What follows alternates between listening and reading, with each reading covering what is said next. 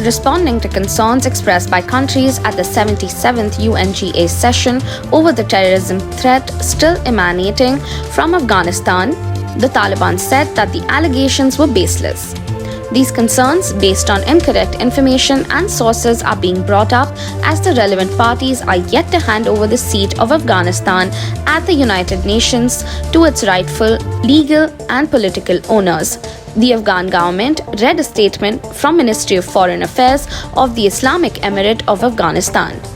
Some countries, including the United States and Pakistan, expressed concerns at the 77th session of UNGA that the threat of terrorism still exists in Afghanistan.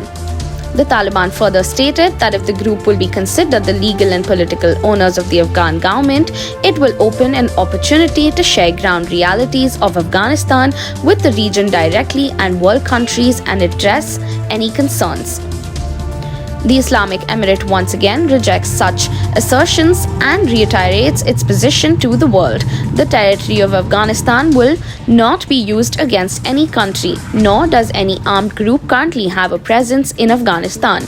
Rather than raising unsubstantiated concerns and allegations, the world should engage positively with the Islamic Emirate by sharing their views and concerns directly and not through the media or public statements, added the statement. The Taliban launched an offensive against the democratically elected Afghan government last year after the Biden administration announced the end of its military presence in Afghanistan.